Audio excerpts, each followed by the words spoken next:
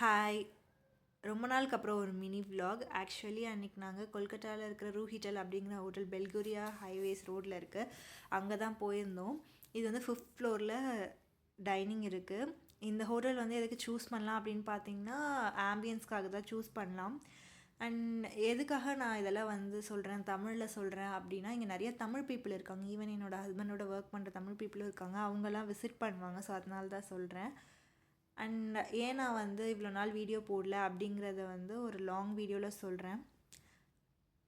நிறைய பேர் கேட்டிருந்தாங்க, ஒரு 2-3 ஃப்ரெண்ட்ஸ் என்கிட்ட கேட்டிருந்தாங்க. ஸோ அதனால் லாங் வீடியோவில் கண்டிப்பாக சொல்கிறேன்.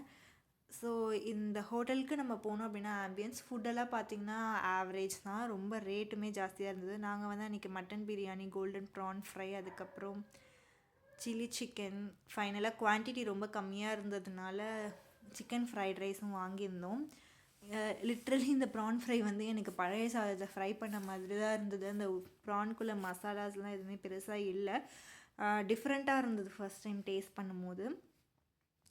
இன்னொரு விஷயம், இந்த ஹோட்டலில் எனக்கு என்ன டிஸ்அட்வான்டேஜாக இருந்ததுன்னா, அங்கேயே பார்ட்டி ஹால் இருந்ததுனால அவங்க டான்ஸ் பண்ணுறது, பார்ட்டி பண்ணுறது, சாங்ஸ் எல்லாம் போட்டிருந்தாங்க. தமிழ் சாங்ஸ்னால் கூட நம்மளால் ரிலேட் பண்ணிக்க முடியும். பட் ஹிந்தி சாங்ஸ் அப்படிங்கிறதுனால ரொம்ப சவுண்டாக இருந்ததுனால ஒரு காம் அட்மாஸ்பியரில் சாப்பிட்ட ஃபீலிங் எனக்கு இல்லை. எனக்கு வந்து காமாக சாப்பிட்டா அப்படி தான் பிடிக்கும்.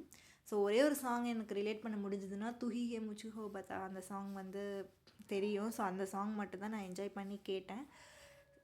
ஸோ அன்றைக்கி டே வந்து ரொம்ப குளிர், ஆல்மோஸ்ட் 17 டிகிரி செல்சியஸ்.